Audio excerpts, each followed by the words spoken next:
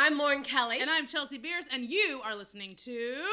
It's ApPARENT. Because for some people, it's just not obvious. A weekly podcast where we discuss and laugh about parenting, all the joys and sorrows, and all the special parts of us that died as individuals. While drinking booze. Cheers!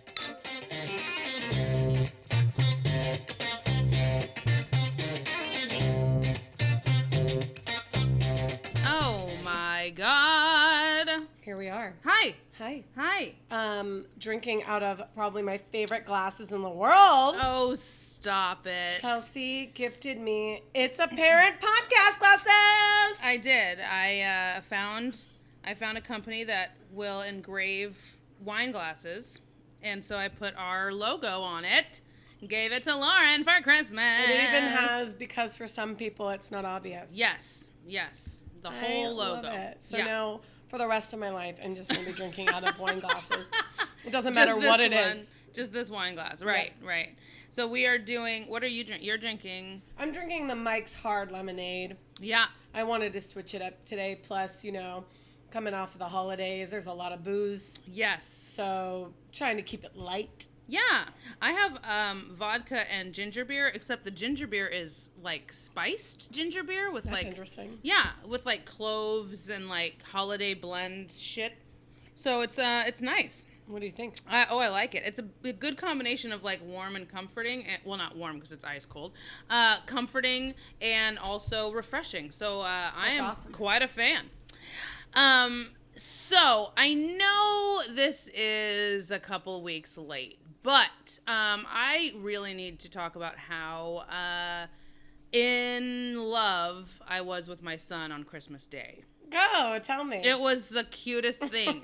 Because this was technically his second Christmas. But his first Christmas, he was only 6 months old, and so he didn't really know what was happening. This was the first Christmas he, understood unwrapping presents. Yeah. Aww. And once he got that concept of, ripping paper and then getting something, then he thought every present on the planet was his, so it was like, oh, this is mine too, let me rip it. So it was so cute to see him just kind of discover gift giving and what Christmas was and all this stuff. Let me ask you something. How many times did he say, oh, wow? I know. That's my son's catchphrase. It's just, oh, wow. I love that. Yeah, it's really, really sweet. So he said it a lot. And you know what was the cool thing is because he's so young, he would open a present and then play with it for 20 minutes. You know what I mean? Yeah. It wasn't like an open, awesome, what's next? Open, awesome, what's next? It wasn't that. Yeah. It was really open up and appreciate the hell out of this present, which was so Cute. Aww. So, yeah. And it's only going to get better from there. Let's all hope. It was really, really sweet. And it's something that, and now because I am, I'm bouncing around between my parents' place. Bless you. Because I'm bouncing around, my parents' places and I don't have a place of my own, chances belongings are split up between all these different houses. And so every time he gets moved around or, we stay at this person's house or this person's house, it's almost like Christmas every time because it's like, oh, I forgot about these toys. Awesome. And so it's just really, really cute. So, yeah, Christmas was awesome. Yay, Yeah. totally worth it. Mm-hmm. That's the fun thing. I have a couple of friends down in LA that had their first years with their younger ones too. Yeah. And it was the same experience. They were just so entertained and excited. But there is one thing, kind of curtailing on that, I want to talk about. I had two of my friends feel guilty because they did not get their really little ones presents for under the tree. Okay. This year. Uh-huh. Because they already had so many other gifts. Yeah. That they felt it was going to be overload. But it was cool to hear them talk about it and then feel guilty, but then say, but it doesn't make sense and they're not going to remember anyway. And, it's all valid points. And I feel like I would do the same exact thing. Yeah. I think last year for Chance's technical first Christmas when he was 6 months old, I think I could count on one hand how many gifts I got him. And they were they were very, very practical presents, like one was a teething thing and one was a toy for the bathtub. And, Right. you know, like they were very, very practical, but nothing was like big and extravagant or plastic that made noise. Like nothing was like that, because I also knew that the grandparents would go crazy. Correct. So there's no point in me going crazy. And I also think you need to give yourself a break, because the presents for your kids will just get more and more extravagant. So give yourself a break this year, because next year's you're going to get screwed. True. So yeah. Did you guys start any new traditions for Christmas? I made Chance's stocking. I did that. So cute. So that was cool. And what I'm going to do is make him an ornament every year so that he has that. So, yeah, I think I wanted to start that tradition and I forgot to make him an ornament. So I have to do it now because I failed. But I will make him an ornament and put 2017 on it. There you go. Right. I'm excited for next year to hear how next year goes already. Like, I'm rushing 2018 along. It's like the second weekend. Calm down. Calm down. Louise. We've been in it for 7 days. Hey. Hey, you know, I have to tell you, so far, we're starting off this year in a very interesting place, my family and I. Okay. The boys have not been the easiest, and they are right there in the teen years. I've got a 16 and a 15-year-old. Right. And they've been really rough, but I'd really like to take an opportunity, and some people who know all of our background will kind of be surprised by this statement, but I would like to give a shout out to the boys' mom. What? Yeah, she impressed the hell out of me today, and I just really appreciate her doing what she did. So let me tell you what she did. Here it comes. We have been struggling to be consistent and punishing the boys for what seems like really petty things, but in the grand scheme of life they're really not. Mm-hmm. And we're constantly butting heads. And again, that's the teen years, right? We all remember being teens and breaking the rules and not listening and being defiant. Right. Because I was, and I know I came, and I had a blended family. I had a stepfather, so for me it was really rough, and he and I bumped heads a lot. So I've kind of been the scapegoat, right? Right. Which is incredibly frustrating, but not only are they pinning me against her, they're pinning their father against her, and vice versa, her against us. And they've really been utilizing that skill set. Let me interrupt here skill set for a second, because I think that I have to pour more alcohol. For this. I feel like we should do shots for this conversation. So, being that blended families are as affluent as they are, I feel like the kids know that they can take advantage and manipulate that situation to the adults. You know what I mean? Yep. Because the adults are already going through this tumultuous thing. Correct. And so they're like, well, I could use this to my advantage. Yeah, to leverage. And this. And they do, you know, I mean, first of all, every teenager thinks that they're smarter than any, you know, adult that's ever graced this earth. And so they think that they are getting one up on us. You know what I mean? I don't know.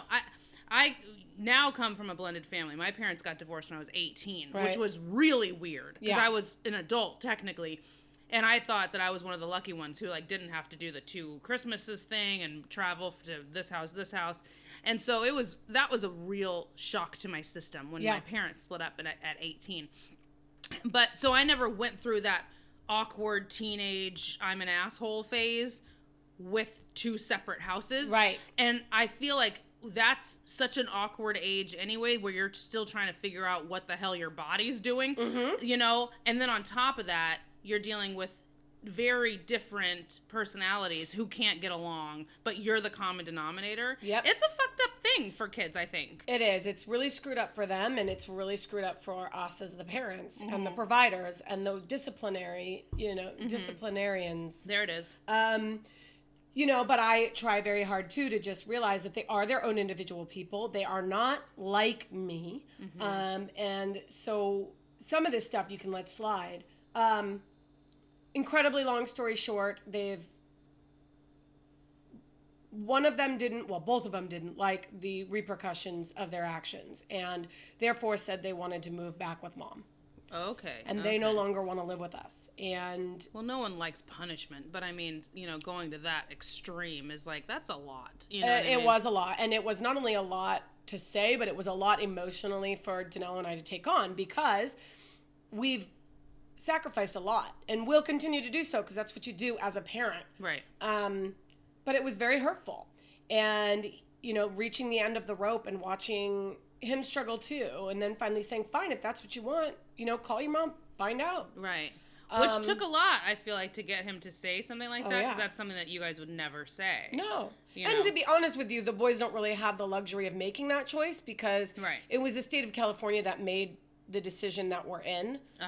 So it would be a long process to go through at this point, because they're not 18 yet. Right. And I wouldn't look forward to that anyway. But there's a part of you that feels like all the stability you've given them and they're just throwing it to the wind, which, again, brain's not fully developed. That's why they're doing it. But she backed us, and we got on a family phone call on speakerphone with her, all four of us and her.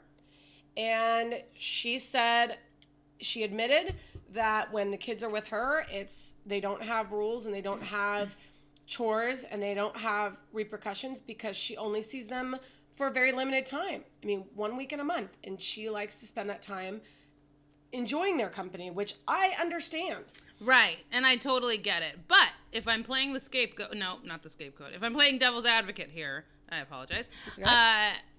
Yes, she only gets them for 48 hours every 30 days. You know what I mean? Something to that effect. Mm-hmm. But there still needs to be a level of expectation, of responsibility, of, keeping them in line. I can't think of that word right now. Accountable for their actions and what they need to do, because as different as you and Danilo and her are. Mm-hmm. You mean with our parenting styles? Right. Yes. The common denominator is the boys. And if you guys aren't on some sort of same level, then they're going to capitalize on that. Right. So you and they guys have. do and they exactly. Have. Yes. So the fact that she was backing you guys up today, and you guys were on some sort of common ground when it comes to parenting, is huge. Yes. It was. Thank it was God. It was a humongous step, and as frustrating as it is that Danilo and I are still going to have to be the assholes, for lack of a better way to describe it, because we're still going to be the ones who have to discipline, and we're still the ones who have to deal with the attitudes on a daily basis.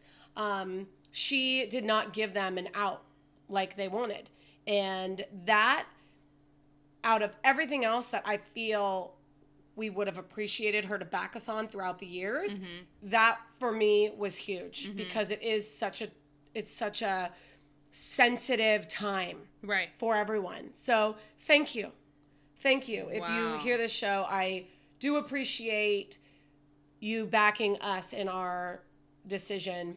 That's a really big, that's a Christmas miracle. It is a damn Christmas miracle. That's a New Year's fairy dusted. Yeah. And beautiful. And I can't say that I'm just going to move forward and assume that it's going to go that graceful moving forward. But what I do know is that today, watching the boys realize that all of us adults were on the same page about this one issue. Right. You could see both of them like, fuck. Huh. You know? And so for me, it was a win. And I also heard her and I say the same things, with the way that it feels, and how, I had said, I don't think it's appropriate for you to just decide to put everything on your mom either. I mean, she's got her life and her work and all this stuff squared away. And she kind of said the same thing. If you wanted to come live with me because you missed me, that would be different. But you want to come live with me now because you don't want to deal with the repercussions of your actions. When it's uncomfortable at this house, let me go to this house. Right. But the truth is, life is uncomfortable, right? Are you kidding me? We all deal with the shit. And when we were younger, we didn't have the social media and all this other stuff that is added influence for sure. But, we're raising men here. And I would be devastated if they went through their life and didn't have any repercussions. So we will continue to be the jerks and the disciplinarians and the supporters emotionally and physically, and hope that moving forward she continues to do what she did today. Right. So that's kind of good news, right? And if that is at all what the rest of the year is going to be as far as parenting my guys, then this year will probably be our best yet. Wow, that's a statement. Yeah, you heard it here first, January 8th. And I'll do my best to be optimistic about it. Good. Yeah. I love that. I think it's really important. I actually reached out to a friend of mine.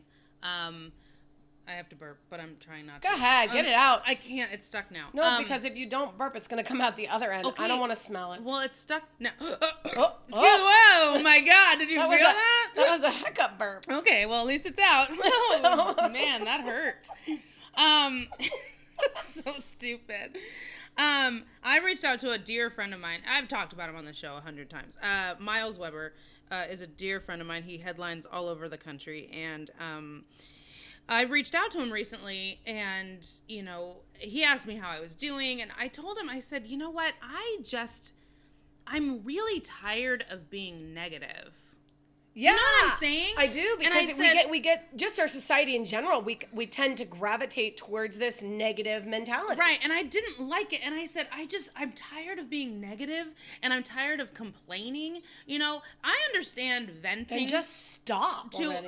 I understand venting and, like, getting it out and just being like, oh, okay, next. But, like, the dwelling on it and, like, the thinking that everything bad happens to you and this and that, like, it's so easy to go to that dark side, for lack of a better term. Mm-hmm. And I don't want to do it anymore. And I told him that. I was like, I'm really just trying to strive to be more positive, you know? Like, all the shitty things that have happened to me, especially in the last year. Yeah. Like, all the things that have gone on, and I can look at my situation and be like, this sucks, this sucks, this sucks. But I don't want to do that anymore. And I'm really trying to be more positive.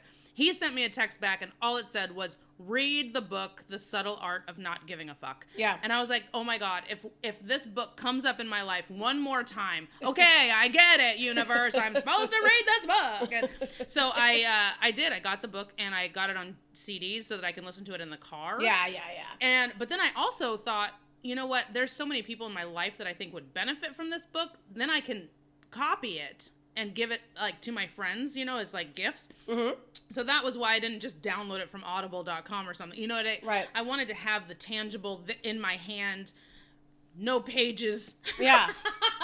And so I did. I've been reading it, and it's really good. And it's really helping me open my eyes to be like, you know what? Get over yourself. Come on. In the grand scheme of things, shut up. You know? So, anyway, I'm really striving to be, like you said, you know, you're going to start looking at, you know, being more optimistic, and, you know, the glass could really be half full. And that's where I'm at with my life right now. So it's just kind of look for the better. Well, you know, and we talked about that on the most recent show about resolutions and things like that. But I feel like that's it. And like you said, if you want to make a change, you feel like you should do it right then and there. Why wait until the 1st or next month or Monday next to go on a diet? Like, if this is what you want, and that's a mindset that you have to train your brain to do. It's not automatic, guys. I mean, look at our president. It's not automatic to be positive. You have to really fight to find the optimism. And I have two choices in that circumstance. I can be upset because my family is still in turmoil and Danelle and I still have to do the work. Or I can say, I don't give a fuck. Right. And focus on the one thing that did go right. Right. And it's amazing what that does for your psyche. Mm-hmm. Is just, you know, when you're focusing on the good, it's like, oh, this is awesome. Or when you stop expecting bad things to happen, you know, it's like, then they don't. It's crazy to me. It's crazy. Or when they do, you don't live there. Right. Because like you said, it's one thing to vent and get it out. But to live there. I mean, let's all be honest. Shitty things are going to happen to you. Stuff's going to go down.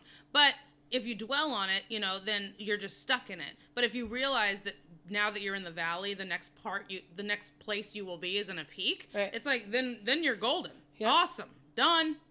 So you love it? Are you done with the book yet? No, absolutely not. I'm on chapter 4. But you can only, really, I mean, I listen to my books too, because I can't sit in a quiet space and make my brain focus long enough to read. I read the plays and stuff that I'm in, but that's about it. Right. If I read a book, I'm asleep in 10 seconds. Yeah, right. I'm literally asleep. Yeah. I listen to books too. So is that considered a self-help book? I don't know. I guess so. I think so. I like those books. But then in the book itself, I mean, granted, I'm on chapter 4, so shut the hell up. But they do say in there, there are people that, are just entitled. That's the title. That's the chapter I listened to today was, people that have this entitlement. Mm-hmm. And, he said, a lot of people that have this entitlement become life coaches and tell other people how to live their lives and this, and this. And he's like, it's bullshit. Don't, and so... Anyway, it's just very true. The way that he writes, the way that the guy is reading it, like, it's so relatable and it's so easy because it sounds very conversational. So I love it. And I highly, highly, highly recommend it. I mean, chapters 4 through 11 could be bullshit, but right now, 1 through I'm 4. loving it. If anything, just pick it up for chapters 1 through 4. I've read a couple of really good books like that too, though, that I just can't put down. Mm-hmm. One of them was The 5-Second Rule. Mel Robbins, and it's about kind of retraining your brain that if you really want to do something, let's say work out or start a business or date a girl or guy or anything you want to do, that your brain is automatically made to go into defense mode and terrified mode, so it'll shut down, and your first instinct is going to be like no, to talk yourself out of it. But if you do the 5-second rule, which is not picking up food off the ground once you drop it. That's where I went first. Yeah. It's actually counting backwards, 5, 4, 3, 2, 1. And at 1, you just take an action towards whatever that guttural thing is you want, and you succeed. Because you're counting backwards, so it kind of trips up your brain just enough that you're able to go forward as opposed to stay stagnant. Huh. And it's worked. That's interesting. I gracefully put down a cupcake the other day. Wow. 5, 4, 3, 2, 1. Put the cupcake down, and I also turned down goldfish.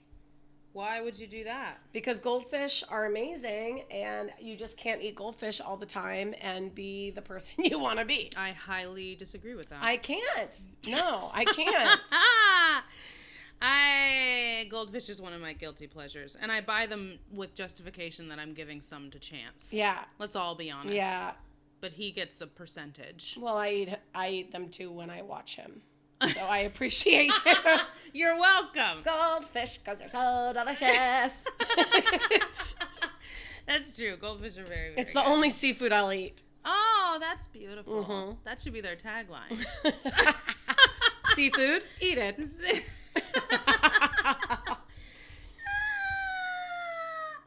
So, hey, if you guys need something to do, this month is crazy filled with comedy for me, so yeah, if you're in the Bay Area, jump right in, ladies. Comedy and every Friday, right? Almost. It is January 19th, January 26th. Oh, January 12th. I'm sorry. Let's start with 12. January 12th, January 19th, January 26th. I'm doing stand-up comedy at First Street Cafe in their upstairs space in Benicia. 8 to 10, $10 cover. I get comics from all over the Bay Area and from Sacramento, and I pride myself on putting on a really strong show. So come on out and laugh and do stuff. And I will be doing comedy again. That's true. On the 19th. Oh, did we? The 19th. Is that what we decided on? The 19th. Okay. So, January 19th, here in Benicia, Lauren Kelly. Yep. My co-host will be doing stand-up comedy for the second time in her life. It's crazy. I know, but it's going to be so good. So you guys need to come out and support her because that's what you do with friends and comics. Yeah. Yeah. If we need an audience, because otherwise we're just performing for ourselves and it turns into an open mic, and open mics suck ass. Yeah.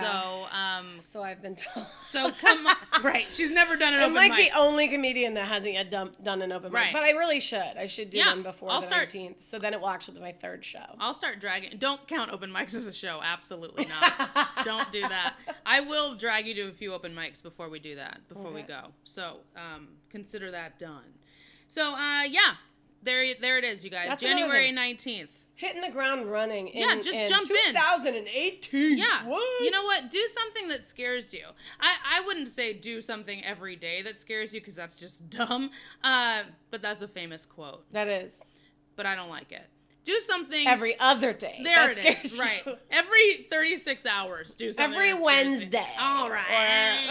Pick one day. You know what? Pick one day a month. Right. You know what? Forget it. One day a year. Are you scared?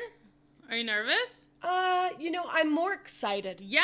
Because that first time I did it, which I can't believe it was in October. Whoa. So long ago. Yeah. But I've been super busy with other things too. Right. It was a high. It was a rush that I haven't felt in a really long time. So I'm nervous because you know me, I want to really be successful at everything I do and I don't want to half-ass. So I want to do a really good job. Mm-hmm. But that's where the fear is. It's more just, this is going to be great again. And I'm excited for that. Right. And I so appreciate you having enough faith in me and my comedy to allow me to be a part of it. Yeah, duh. I'm excited that you're gonna just jump right in and go. Like that's badass. Yeah. It's gonna be awesome.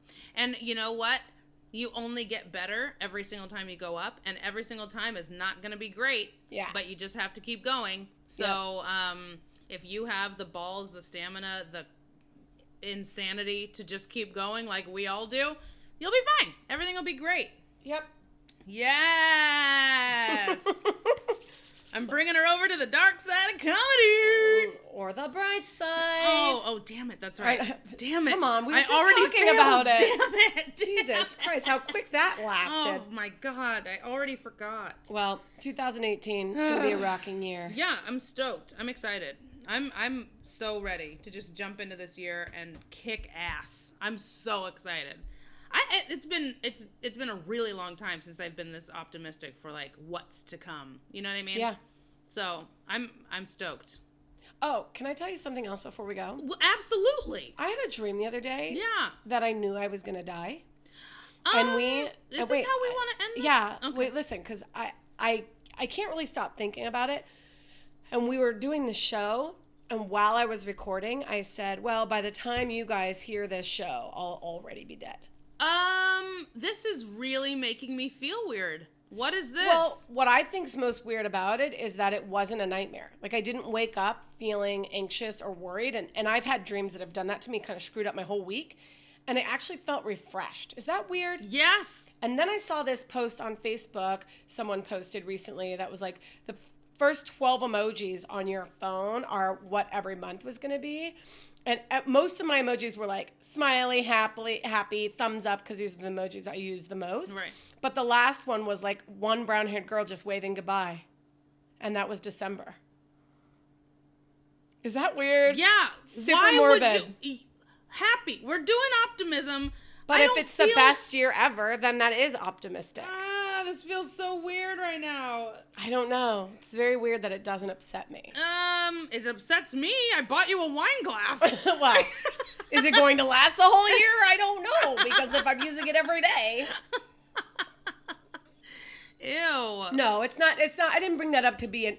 Okay. You know, when this episode airs, we'll definitely put. I'll still be here. And put an update on if Lauren's still with us or not. Well, I'll clearly still be here. What? Okay. So. Well, who's being negative now? See, everyone. I mean, we failed so many times. Damn it. Fuck 2018. Worth it. Damn it. We're 2 weeks in. We hate you. Everything sucks. It's an even year. You should be so happy. I like it. Mm-hmm. Yay. All right. Cheers. Cheers. And our new glasses. New glasses. Yay. Happy New Year, guys. You can check us out individually on our websites, chelseabierce.com and lauren-kelly.com, to see all the super exciting things we're up to. And make sure that you like, follow, and share. We're on YouTube. We're on Facebook. We're on Twitter at It's Apparent Pod. And if you wouldn't mind, please review us. We'd love that. Yeah. Make it count. We out. Boom. Bye.